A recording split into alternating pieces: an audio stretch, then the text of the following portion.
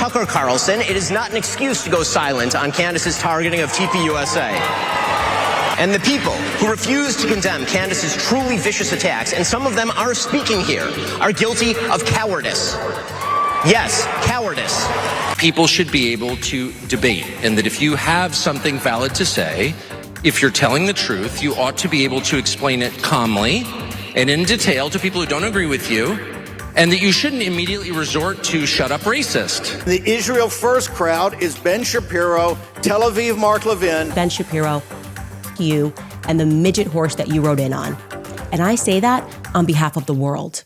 If Candace Owens decides to spend every day since the murder of Charlie Kirk, if Candace Owens decides to spend every day since the murder of Charlie Kirk casting aspersions at TPUSA, then we, as people with a microphone, have a moral obligation to call that out by name.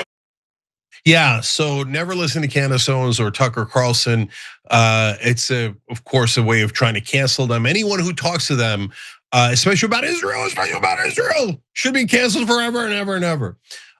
So I think this is going to backfire spectacularly. And I think that the Israel First crowd has completely lost it. And we're going to show you clips of Tucker Carlson kicking his ass, in my opinion. But Jordan and I also have slightly different takes on this. First, let Jordan give you the facts, and then we'll discuss.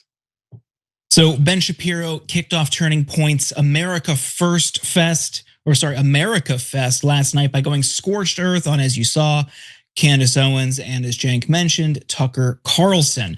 Owens just met with Charlie Kirk's widow, Erica Kirk, this week to privately discuss her claims about Charlie's death. And we've got more, including from Ben and Tucker, like you mentioned. But on this point, him calling out Candace Owens, we saw that conversation, Cenk, this week between Candace and Erica. How do you feel about Ben opening up this festival, this convention, by singling out Candace Owens specifically? So the Candace Owens, look, I saw a video of hers recently that was totally unhinged, right?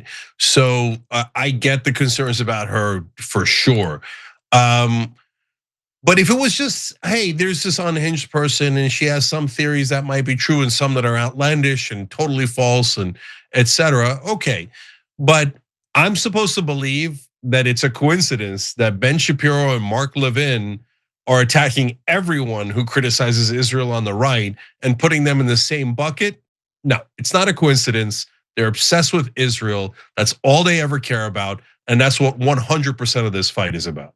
Well, from there, Shapiro turned his attention to people who turn a blind eye to Candace Owens because they're friends and called them cowards. Take a look at this. To take again the Candace Owens situation as an example, friendship with public figures who say or do evil things is not an excuse for silence on the matter. So no, Tucker Carlson, it is not an excuse to go silent on Candace's targeting of TPUSA. And the people who refuse to condemn Candace's truly vicious attacks, and some of them are speaking here, are guilty of cowardice. Yes, cowardice. Then he zeroed in on Tucker specifically for some of his podcast guests. If you host a Hitler apologist, Nazi-loving, anti-American piece of refuse like Nick Fuentes,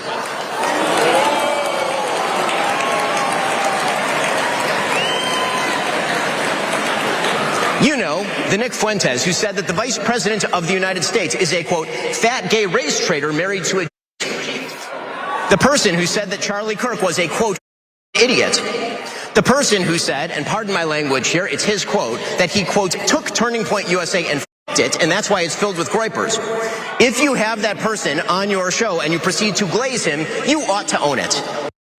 He also brought up pseudo-historian Daryl Cooper, who, while on Tucker's show, tried distorting the facts around the Nazis' actions in World War II and called Winston Churchill the chief villain of the war. Tucker introduced him on that episode as, quote, the best and most honest popular historian in the United States. But some people will defend hosting guests like that under the guise of they're just asking questions. Hosts are indeed responsible for the guests they choose and the questions they ask those guests. Emotive accusations, conspiracy theories, and just asking questions, That's lazy and stupid and misleading. Just asking questions is something my 5-year-old does, and it's really cute when it comes from my 5-year-old. But when grown men and women spend their days just asking questions without, seeking answers, they are lying to you. Shortly after that, Tucker Carlson took the stage. After initially joking that he missed the beginning of the program, he responded. But I really thought that the impulse to deplatform people, or even to use the word platform as a verb, which it's not, deplatform and denounce. Why haven't you denounced somebody else? The whole Red Guard cultural revolution thing that we so hated and feared on the left that we did everything we could to usher in a new time where you could have an actual debate.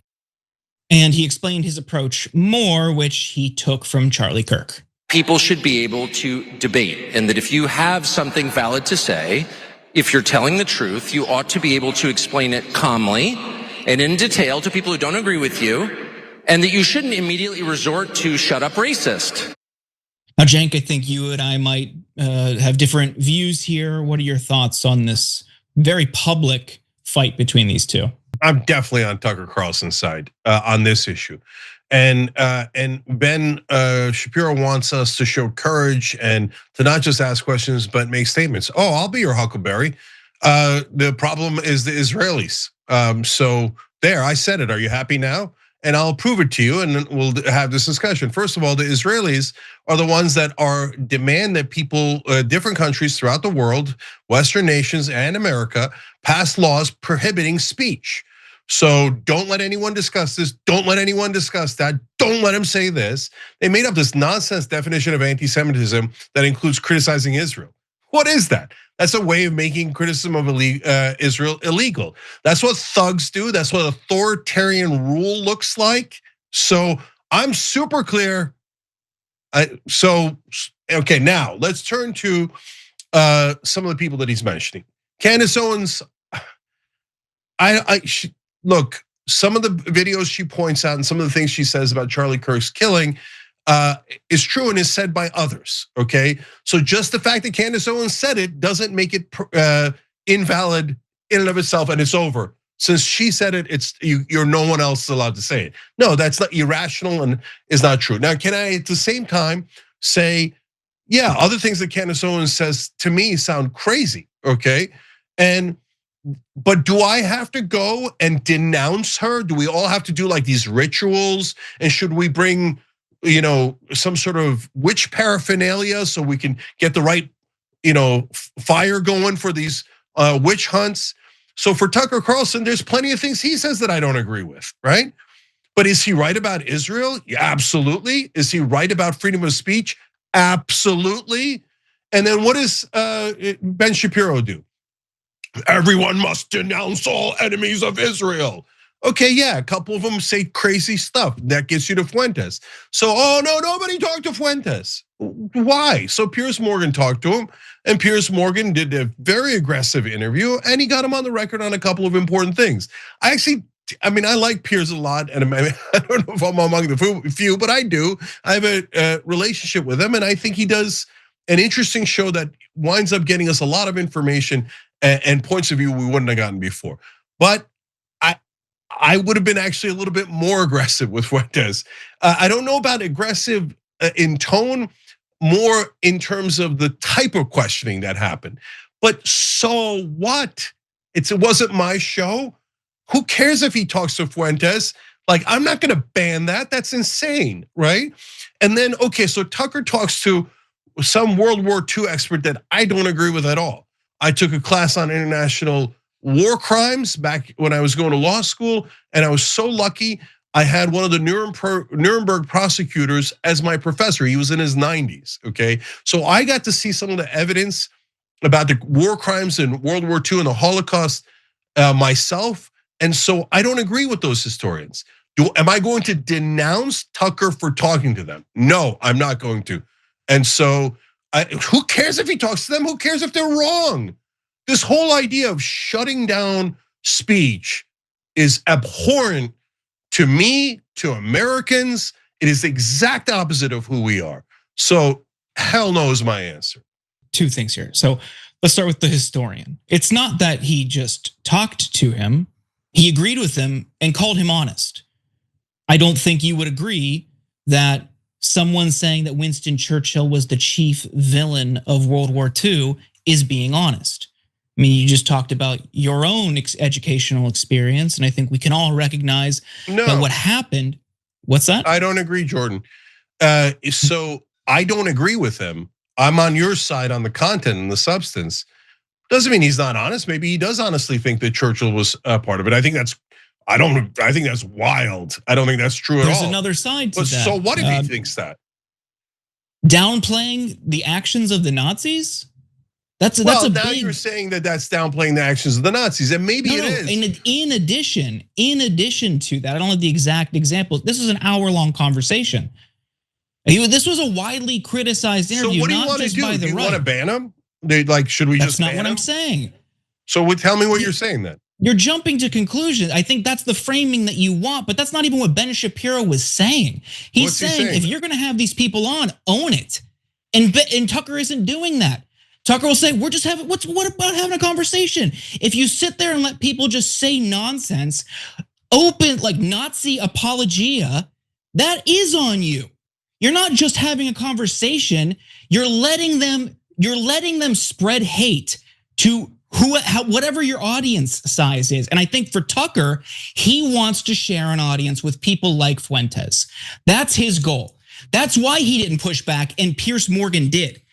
Piers Morgan doesn't care if Nick Fuentes' fans watch his show. That's why he was willing to play back clips of Nick Fuentes saying openly anti-Semitic, openly racist, openly sexist stuff. He didn't care. Tucker does because he wants part of that audience. For him, it's about views, clicks, and profit. So for him to throw his hands up, just a debate. Where's the debate, brother? You're not pushing back. You're just letting him say whatever he wants and nodding. That's not a debate. So what do you want him to do, Jordan? You want him to just do the show you want and not the show he wants? That is how you conduct an interview. You don't just so you criticize mainstream media constantly for letting establishment Democrats go on air, say absolute BS about healthcare, never push back, but suddenly Tucker is what is he supposed to do? Ask questions. Yeah. A universal standard. Jordan, so you didn't like the way he conducted the interview. So it wasn't an interview. He just nodded and agreed. So what? Okay, what? So what when the mainstream media turns a blind eye to Democrats taking corporate donations? So what? So what are they supposed to do, Jank? You don't like the way they're conducting the interview. No. When the New York Times writes a good investigative story, which happens very rarely, but we cover it and we give them credit where credit is due. And then when they cover stories, they cover up for Epstein as they just did. They cover up for Israel as they do almost every time. Then we lambast them and we criticize them over it. Okay, so on Tucker, I don't agree with him on this World War II nonsense, okay? And I don't agree with him on a number of things, including what he said about Somali immigrants recently. And I agree with what he's saying about free speech and Israel. So what? Okay, so we just did it. So what else do I need to do? Do I need to slap him? Do I need to ritualistically denounce him? What do I need to do? And Jordan, you missed that every single one of these targets are people who criticized Israel, and we're all supposed to reach. Hold on, Jews on the left who criticize Tucker for the same thing. Hold on. Are we all supposed to ritualistically target and destroy all opponents of Israel because we found something else they said that was wrong? Okay, perfect opportunity. Let's go destroy everyone who doesn't agree with Israel. My answer is hell no, F no, no way. And it's not a coincidence, and it doesn't have to do with anti-Semitism. It has to do with destroying the opponents of Israel, and you're being super dense if you don't see that. Tell me you don't see that. Tell me that that's not the connective tissue. There are plenty of people on the left who also criticize them for the same things. Are they also doing it at the behest of Israel? Criticizing Tucker Carlson, etc.? No, yes. They're playing into it like suckers. Like, yeah, Jewish lefties, if not now, people like that, Those are the people who are criticizing. They're suckers for criticizing Tucker for having no, not for criticizing him. I just criticized them. No, I just criticized them. You could criticize any particular issue, any disagreement you have. That's called freedom, no problem. But this whole ritualistic denouncement, and no one should go on their shows, no one should ever talk to them. And don't tell me that's not what Ben Shapiro is asking for. He's definitively asking for that, and he's asked for it this entire time. Megyn Kelly, you're gonna get canceled if you better never talk to Candace. You better never talk to Tucker Carlson. Well, I'm not gonna respond to, I'm not gonna give in to those thugs. Then I'm not gonna let him cancel everyone who criticizes Israel. And if you're helping them do that, I'm sorry, yeah, you're a sucker for Israeli propaganda. The pro-Palestinian left, who also separately criticizes these right-wing figures for after years of bigotry, years of Islamophobia, suddenly seeing a window for gathering or garnering a new audience rooted in anti-Semitism. That's just, yes, we gotta just turn a blind eye to it because they happen to, on the surface level, agree with us. Oh, look, there's no critics of Israel left. Oh, what a coincidence, especially on the right wing. Plenty of critics. They don't care about the left wing, Jordan. There's plenty of critics of Israel on the left. Yeah, but how much of an effect have we had? What has Tucker done? What has he accomplished other than talk? Jordan, are you seriously not noticing the massive effect that Tucker Carlson has had on getting the right wing to realize that Israel is not our ally, that they've taken 300 billion off us? They want another 100 billion. They want another 100 billion for a 20-year memorandum of understanding. They're trying to rob us of that money as we speak. Tucker Carlson is the most effective opponent of that robbery.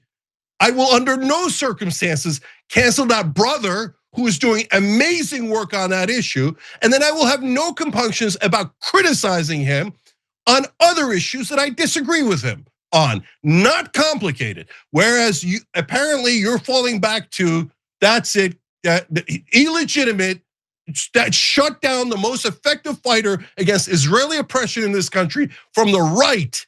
The right wing matters. If you only have the left wing, we'll never be able to defeat the Israel first crowd.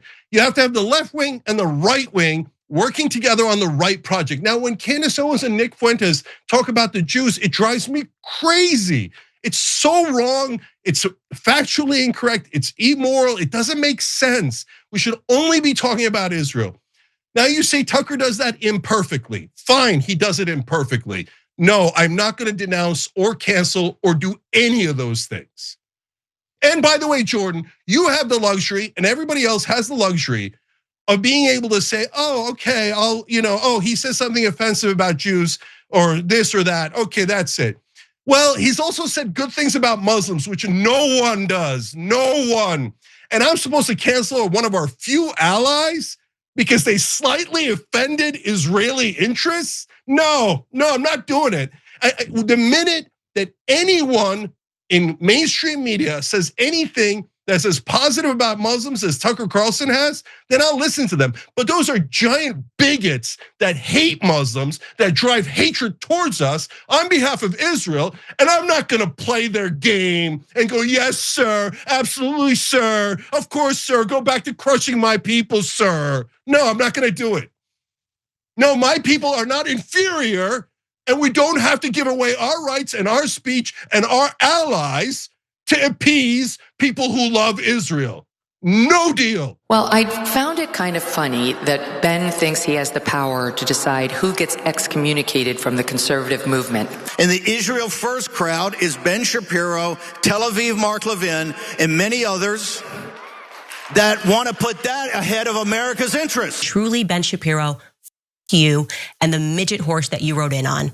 And I say that on behalf of the world. That was funny. Okay, she also said some things that were not great. But right now we're in the middle of MAGA civil war. So on the one side is Israel first, on the other side is America first. In the old days, Israel first was the undisputed champion. But as you saw in some of these clips, and we're gonna show you a lot more, America first is beginning to fight back, and it is a hell of a brawl. So Sharon, tell us all the facts, and I'll come back in and weigh in on who makes sense and who doesn't, and who goes too far and who doesn't. Better than some of the best soap operas I've seen lately, Cenk. Here are the details. Turning Point USA's AmericaFest turned into an all-out bloodbath with conservatives tearing each other to shreds. The feud kicked off on Thursday when Ben Shapiro gave a fiery speech condemning Tucker Carlson, Candace Owens, Steve Bannon, Megyn Kelly, and Nick Fuentes. Let's watch. And the people who refuse to condemn Candace's truly vicious attacks, and some of them are speaking here, are guilty of cowardice. Yes, cowardice. Even if it were true that other public figures were our best friends, our very best friends, that does not relieve us of our duty to speak out of principle and not to cover up evil or shy away from addressing it out of friendship. So no, Tucker Carlson, it is not an excuse to go silent on Candace's targeting of TPUSA or to mirror her lines of questioning because you love Candace personally. The same holds true of Megyn Kelly, a person I consider a friend. There is a reason that Charlie Kirk despised Nick Fuentes, and indeed even chided Dinesh D'Souza for debating him. He knew that Nick Fuentes is an evil troll, and that building him up is an act of moral imbecility. And that is precisely what Tucker Carlson did when Steve Bannon, for example, accuses his foreign policy opponents of loyalty to a foreign country. He's not actually making an argument based in evidence. He's simply maligning people that he disagrees with, which is indeed par for the course from a man who was once a PR flack for Jeffrey Epstein. All right, tell us how you really feel. Over the past few days, Shapiro's rivals have hit back. We begin with Steve Bannon. Let's face it, Ben Shapiro is the farthest thing from MAGA. Let's be blunt. He is a hardcore never Trumper. He's a hardcore never Trumper. When President Trump gets sent back to Mar-a-Lago, the very first individual that jumped on the Ron DeSantis train, the Israel First train, was Ben Shapiro. He's consistently been against Trump, and now that President Trump doesn't back the Greater Israel Project. What is Greater Israel? It's not about Israel itself. It's about an expansionist Israel, an imperial Israel that Netanyahu and that crowd have thought up. And the Israel First crowd is Ben Shapiro, Tel Aviv Mark Levin, and many others that want to put that ahead of America's interests. Then there was Megyn Kelly. She said Ben Shapiro cares more about Israel than he does about America. Watch. Well, I found it kind of funny that Ben thinks he has the power to decide who gets excommunicated from the conservative movement, which shows a willful blindness about his position in it. So it's a similar situation with Barry. None of this is about them calling me out for anything I've said or haven't said, or it's certainly not about Erica Kirk, as Ben tried to make it sound last night. It's about Israel. Those two are very pro-ardent Israel activists, which is fine, but they don't get to dictate how the rest of us feel about Israel or what we do with respect to our friends and our friends' opinions on Israel. What about Candace Owens? Well, she was not present at AmericaFest. Instead, she addressed Ben Shapiro on her show. She didn't just talk about Ben Shapiro, though. She attacked Jewish people as a whole. Listen. Look at you, and I just think you are such a little worm. I could see you right now, probably. What can we get out to her? We're gonna sue her into bankruptcy again, right? Sue her for every infraction, every word that I don't like, and every time my feelings are hurt. Because what you really believe in is Baal Berith. That's what your people believe in. You believe that you are contract lords and that people are not allowed to violate contracts or you will ruin them for years. You describe yourself as a Talmudic Jew, and I've learned what's in that Talmud, and I encourage other people at home to learn what is in that Talmud so that you know what Ben thinks of you, because he doesn't just hate me, he hates you too, white men. He hates all black people, okay? If he's following the rules of the Talmud, I mean, when I say hates, they think that we're animals, that they have a right to own us, that they have a right to make us worship them, that they have a right to lie to us, that they have a right to sue us and take everything that we have. Wake up and learn the true history of slavery, because that wasn't exactly a white men sport, okay? Jewish people were the ones that were trading us. Jewish people were in control of the slave trade. They've buried a lot of it, but it's there and you can find it. All right, well, you won't be surprised to hear that Nick Fuentes had a similar response. We'll put it up for you. Stereotypically classless, decision by Ben Shapiro to use Charlie Kirk's stage to disavow half of the American right by name. Jews like Barry Weiss think this is courageous chutzpah. Everyone else rightly sees it as tasteless and self-serving. The reign of Zio-conservatism is over. So, Cenk, parts of this were interesting to watch anytime MAGA is in this internal civil war, sure. Other, though, sections of it and this kind of speech, incredibly difficult to hear. What does it mean, and who got through on the messaging? Yeah, so there's two different things here. What do we think and what does the right wing think, right? So what do I think? I think that Fuentes and Candace Owens go way too far.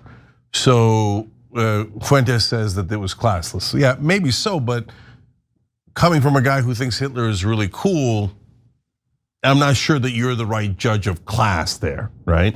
Let alone a million other things he says that are terrible, but that would have done it in and of itself. So Candace Owens, what is with the Talmudic Jew? And put that crap aside, guys. I know tons and tons of Jewish people. I don't know any that were like, let's get our secret Talmud plan out, right? No. So Israel does so many maniacal things. You don't need to go beyond that. There's this whole, like, the Mossad's not calling random Jewish people and going, okay, you guys in on it? Are all my Talmudic Jews with me? No.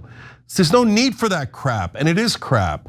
You found some bad things in the Talmud. I got bad news for you. Read the Bible, read the Quran.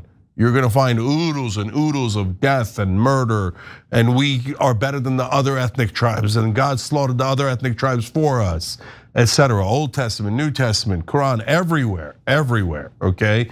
So it's out of bounds. To be fair to Candace, the midget horse you rode in on was hilarious. Okay, so fairest show in America. So now, the Ben Shapiros of the world would say, well, okay, then you weighed in on it. Candace is wrong, and so that means she's wrong about everything, and no one should ever talk to her, and we should put her in a cave and seal it. And no, she can talk to anyone she likes, and people can agree or disagree with whichever things that she says. I think when she goes out of bounds like that, it hurts everybody, and it most certainly hurts her credibility, right? But does that mean that by definition, the things she said in the past about Israel or whatever is wrong? No, we all agreed the sky is blue and the grass is green. That doesn't mean that we have to disagree on that if we disagree on other things. Okay, but that's easy, guys. And Nick Fuentes wasn't at TPUSA, and Candace Owens wasn't at TPUSA and AmFest. But Shapiro basically is saying, if you even talk to anyone that I have deemed to be anti-Semitic, now you could tell that he's lying and it's all about Israel, because he then also takes it to Tucker Carlson. Now Tucker Carlson hasn't said the things that those guys have said. In fact, he has said now literally dozens of times, being anti-Semitic, judging anyone based on the religion they're in, the race, the ethnicity that they're in, and not as individuals, goes against his core faith, and that it is deeply wrong. Now I know, and there's a lot of good folks on the left who believe, no, he's lying, it's a trick. He's telling everybody to be good guys because he secretly wants them to be bad guys. Okay, well that trick is executed so well that millions of his listeners have heard now dozens of times, be good guys. I don't know when he pops out of a cake, right? And goes, supplies, I was just kidding. Maybe it happens, maybe it doesn't, but to cancel him and that no one should be allowed to talk, no. You don't get to tell us who we talk to and who we don't talk to, but we've almost gotten used to it. It's actually an absurd conversation to begin with. Like, when did we ever come up with the idea of, if I don't agree with something that person has said, no one should ever be allowed to talk to them ever again? That's honestly just an Israel first idea. And the reason that they came up with that idea is there's so many things to criticize Israel on. So what do you have to do? And if you start a conversation on Israel, it's super obvious, right? They go, we're a special ally. You ask them, what does that mean? They have no answer, so they say anti-Semite. And then you say, okay, what do you mean Judeo-Christian heritage? In the 1940s, it didn't look like we had that, right? Anti-Semite, wait, hold on, I'm trying to have a conversation. Shut up, shut up, shut up, shut up. Everyone should shut up, otherwise they hate Jews, right? Oldest trick in the book, Ben Shapiro and Mark Levin have used it 2,000 times. And now everybody's sick of it. That poor old pony, that one-trick pony. They beat that midget pony to halfway, 3/4 way to death, and then back, and they Lazarus them, and then they beat him again to death. Everybody's an anti-Semite. So everybody's sick of hearing that crap. It's not true. It's used to bully Americans into submitting to a foreign country.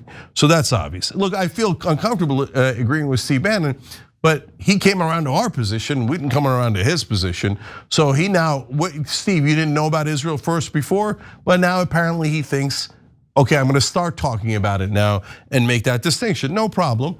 And so, okay, last thing on what I think, and then we'll move to the MAGA guys.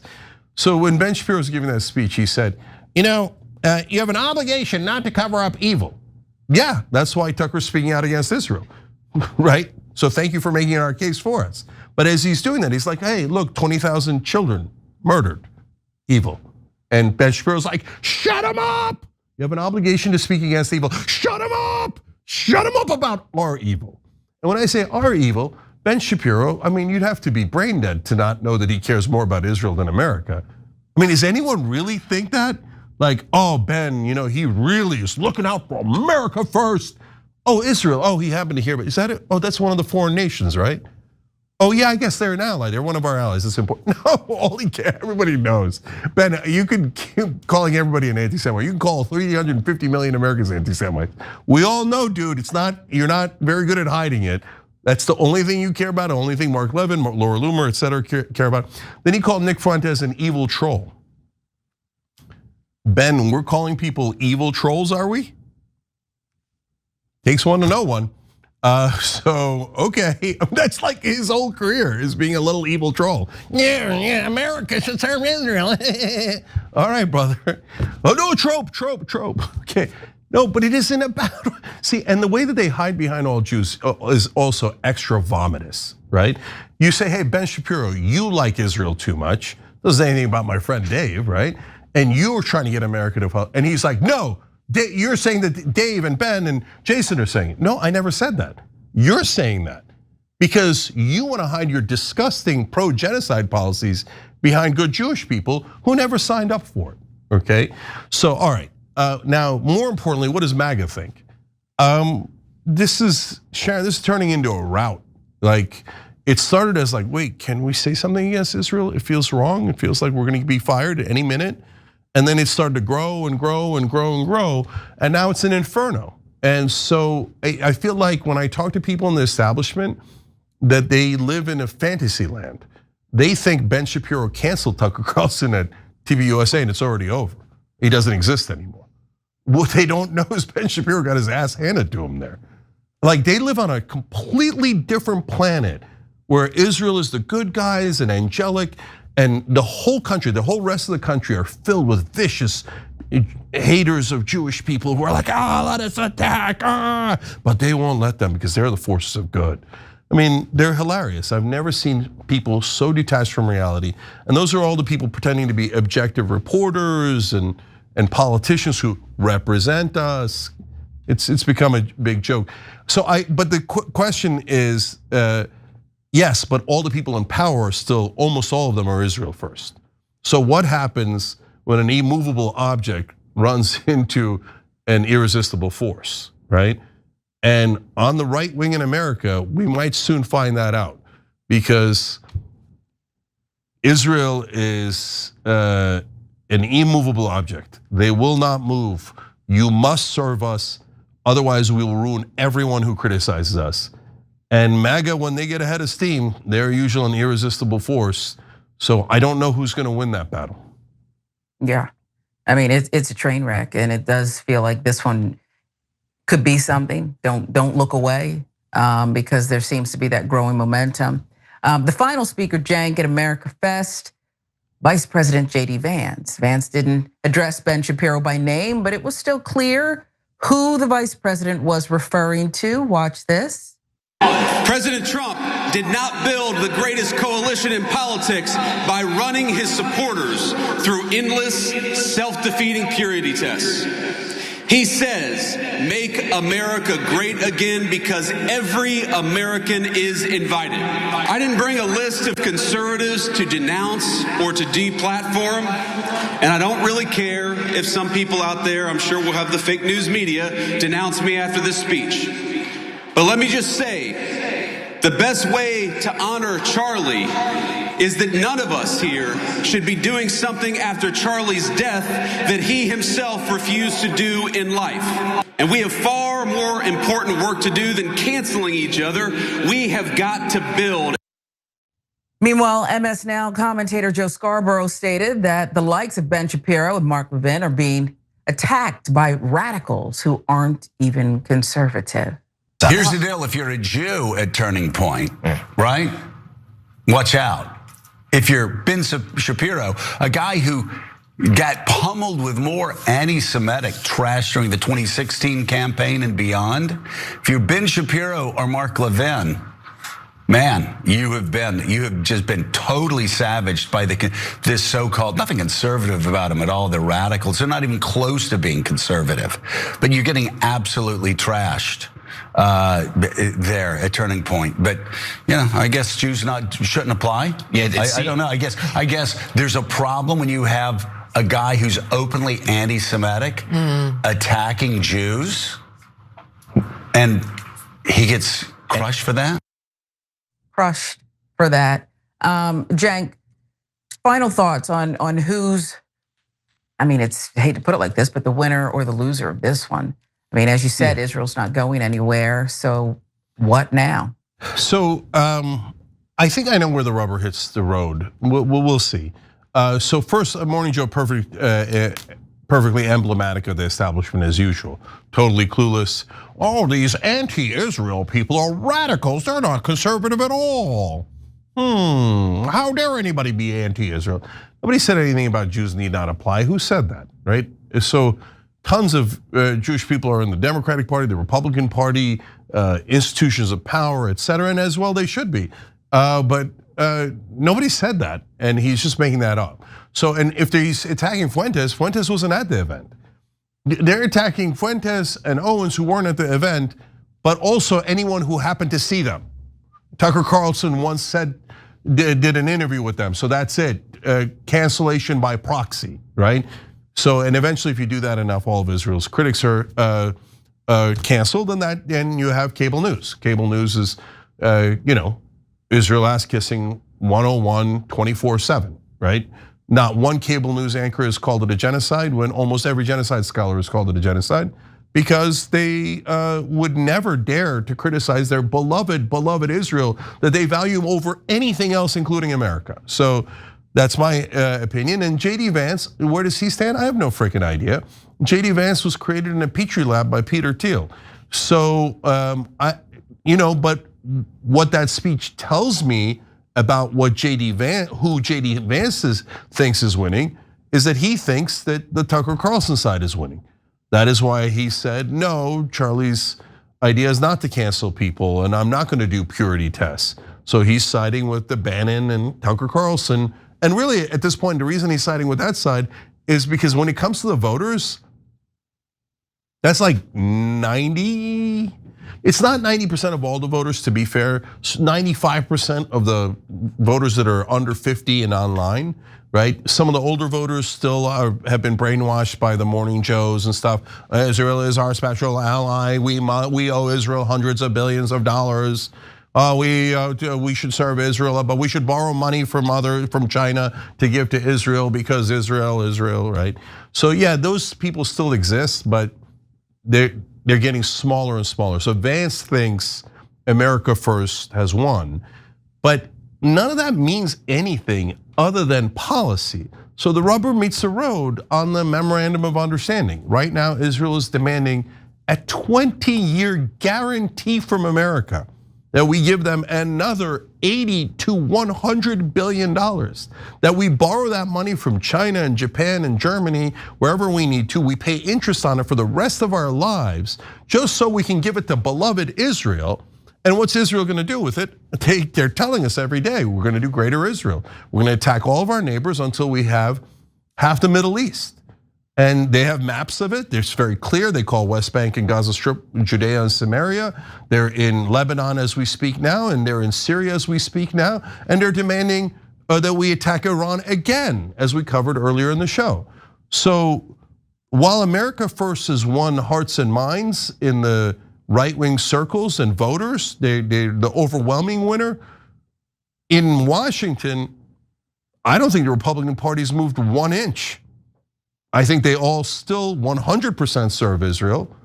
And other than Tom Massey and Marjorie Taylor Greene, I've seen no rebellion at all. So what happens when the voters wake up to the fact that their own representatives have been betraying them this whole time and working for a foreign government, let alone all the other donors, big pharma, oil, et cetera? Well, wait till they find out none of our so-called representatives represent us at all. And their job is to rob us, to take our taxes, give it to governments and companies that are their donors. So that's the Great Awakening, that's what's happening now. And nobody knows how this collision ends because the powerful won't move. They will only serve themselves. They will not serve the American people under penalty of law. And the American people are super pissed about it. So we're all gonna see how this movie ends together, but right now nobody knows. Every time you ring the bell below, an angel gets his wings.